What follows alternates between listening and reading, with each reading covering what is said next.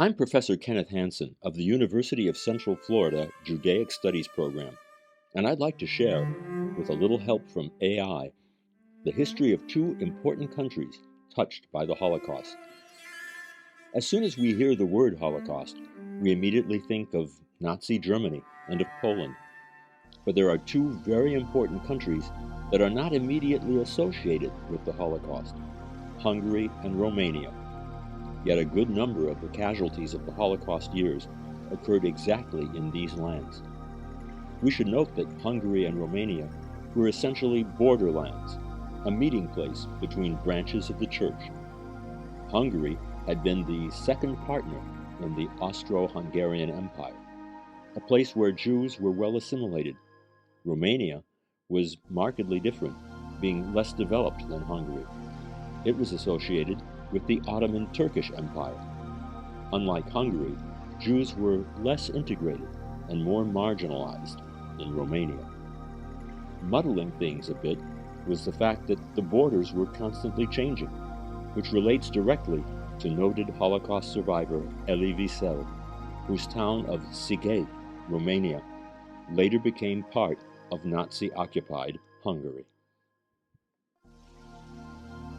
Sighet, the region's capital, wasn't much of a capital.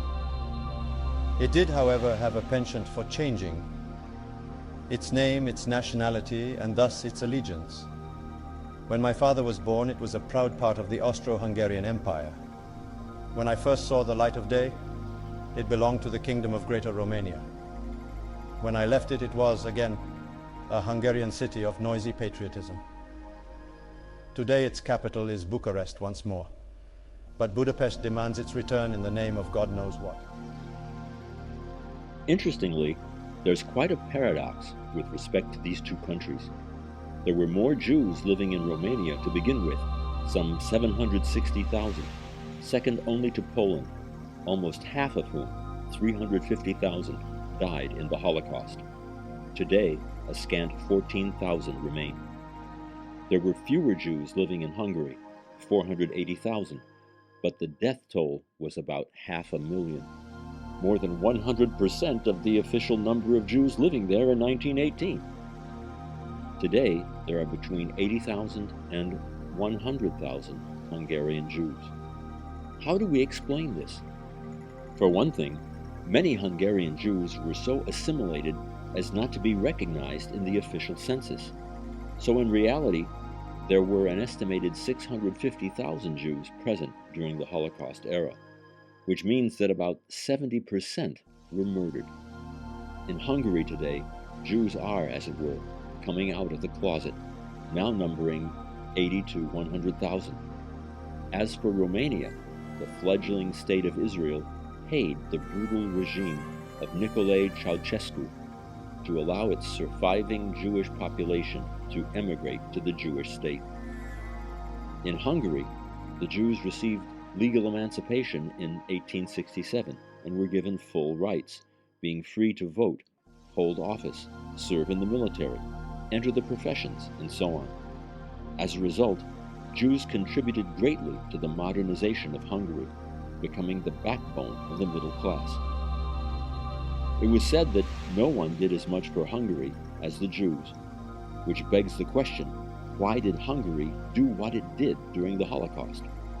Answer: the Hungarian lower middle class were simply jealous, feeling that the Jews were taking their places.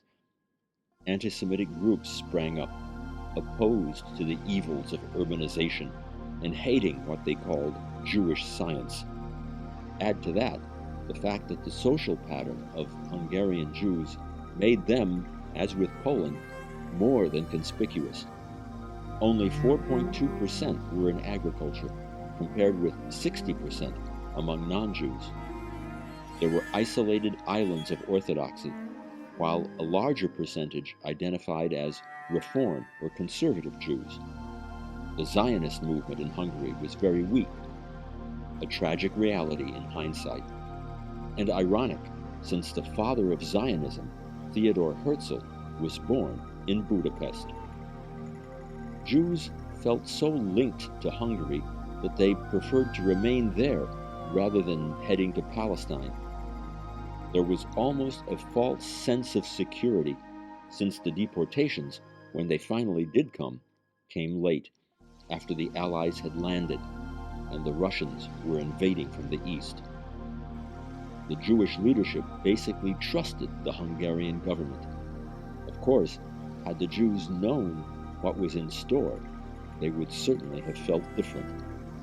Renowned Holocaust survivor and author of the classic memoir Night, Elie Wiesel, commented, The diplomats in the Western capitals knew about the Holocaust, but the Jews of Hungary did not. My elders concerned themselves with all manner of things, strategy, diplomacy, politics, and Zionism, but not with their own fate. The next part of the story we can only understand through a historical flashback. Hungary, being on the losing side in World War I, had lost about 1/3 of its territory. Later, as the Nazis overran Europe, they returned that territory, including northern Transylvania, to Hungary. Consequently, the fate of the Jews of northern Transylvania became the fate of the Jews of the rest of Hungary. That included the family of Elie Wiesel. Their little town of Szeged became part of Hungary. For some time, they remained untouched by the Holocaust. The news spread through Szeged like wildfire. Soon that was all people talked about. But not for long, optimism soon revived. The Germans will not come this far. They will stay in Budapest for strategic reasons, for political reasons. But when the deportations did come, the murder rate of Hungary's Jews was catastrophic, even worse in neighboring Romania. And then one day all the foreign Jews were expelled from Szeged. Crammed into cattle cars by the Hungarian police, they cried silently. Standing on the station platform, we too were crying. The train disappeared over the horizon. All that was left was thick, dirty smoke. During the interwar and World War II period, 1920 to 1944, Hungary was ruled by a Nazi collaborator named Miklos Horthy, who had a mixed legacy vis-à-vis the Jews. Ironically, he even sheltered some Jews. Toward the end of the war, he tried to break from the German alliance and please the West. Still, Hungary was the first country outside of Germany to put in place its own anti-Semitic legislation, quotas in schools and other anti-Semitic restrictions. In 1938, Hungary passed its own version of the Nuremberg laws, effectively excommunicating the Jews from society. The Hungarian police burst into every Jewish home in town. A Jew was henceforth forbidden to own gold, jewelry, or any valuables. Everything had to be handed over to the authorities, under penalty of death. My father went down to the cellar and buried our savings. 3 days later, a new decree. Every Jew had to wear the yellow star. We have to ask, was this a Hungarian thing, or did Germany push them into adopting such laws? Answer, this was a Hungarian initiative. Bear in mind, Hungary and Romania were allies of Germany, not occupied. They were willing, not forced accomplices. They even attacked the USSR with Germany in Operation Barbarossa of 1941. Horthy, we have to say, never planned to exterminate the Jews. There were those more extreme than him, including a right-wing fascist movement called the Arrow Cross. But Horthy wouldn't let them grow too big. Moreover, it wasn't so much in Hungary proper that we find extermination and genocide, but in occupied lands to the north and south, where real massacres took place. The crucial year was 1944, when it was clear that the Nazis were losing the war. In March 1944, the German army intensified its hold over Hungary. Horthy had to name a more extremist prime minister, named Stoje. Only then were ghettos established. On Pesach, that is Passover, came the deportations. On the 7th day of Passover, the curtain finally rose. The Germans arrested the leaders of the Jewish community.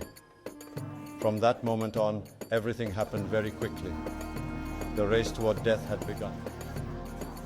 Elie Wiesel recalls the Hungarian police orders as they echoed through his small Jewish ghetto. "Faster, faster, move, you lazy good-for-nothings," they screamed.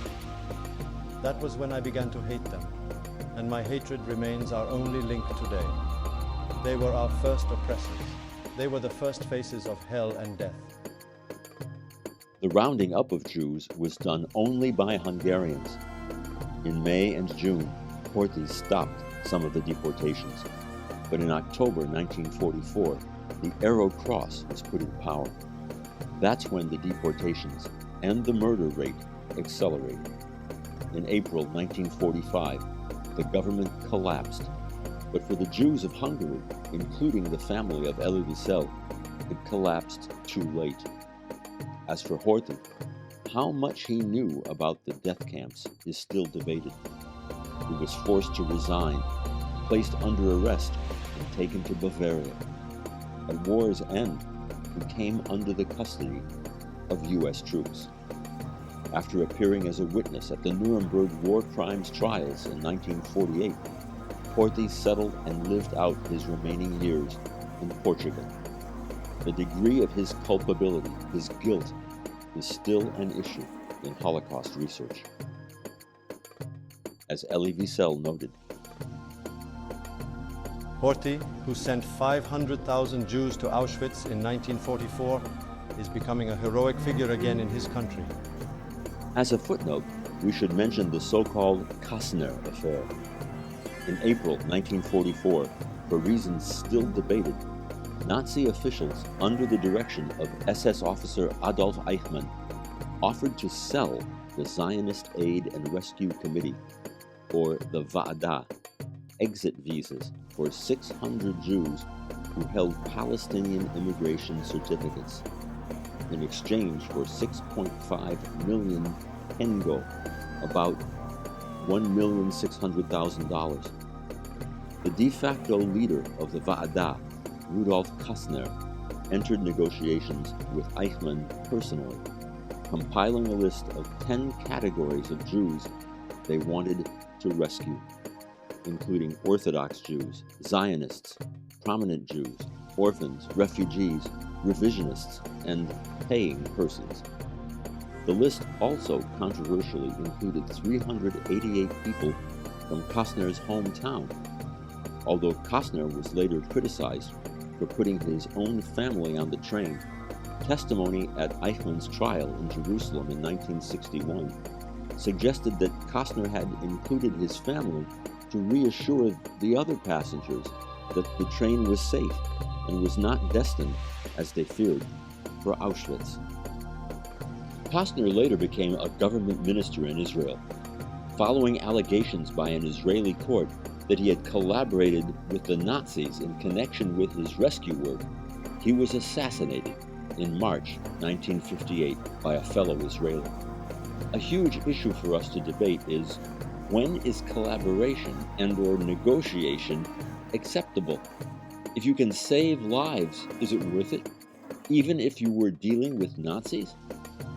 While we're puzzling over that, let's turn again to Romania, which was on the winning side in World War I, taking territory. Geographically, it was divided into 4 lands: Romania proper, Transylvania, Bessarabia, and Bukovina. There was no organized Jewish leadership, but rather multiple Jewries. Making matters worse, the government disliked the Jews, who had to struggle for their political rights.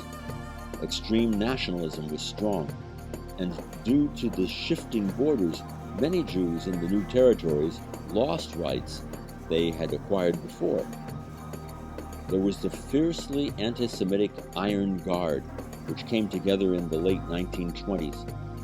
The young generation, who flocked to universities and found Jews there, became jealous, launching large-scale anti-Jewish violence in the 1920s. Romania, like Hungary, was an ally of the Nazis, ruled by General Ion Antonescu, later executed as a war criminal. It's said that he exterminated half of Romania's Jews, but does that mean he saved the other half? Government policy in Romania was certainly strange, with some ups and downs. Some Jews actually saved themselves by fleeing from Hungary to Romania, where the death toll, as we learned, was lower. But things were about to get worse. In July 1940, the Soviets reoccupied the territories of Bessarabia and Bukovina. Germany hadn't told Romania that they had agreed to the Soviets retaking these territories. Then, in 1941, they insisted that Romania join Germany in attacking the USSR in order to get them back. Romanian troops advanced toward Odessa, slaughtering many, especially Jews, amid horrible atrocities. Even the SS called them barbaric. Many Ukrainians and Jews found themselves in transit camps beyond the Dnistria River. What happened next amounted to unspeakable pogroms unleashed on the inhabitants. Consequently, it wasn't only in the Nazi death camps that Jews died en masse, but in these areas called Transnistria as well. Jews elsewhere in Romania were not harmed to the degree as those in Transnistria. Nonetheless, in 1942, the Nazis put pressure on the Romanian government to hand over the Jews. The government complied.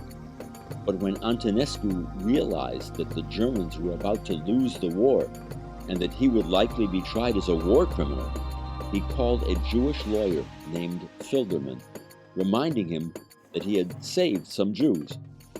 He actually asked Filderman to intercede for him and his government.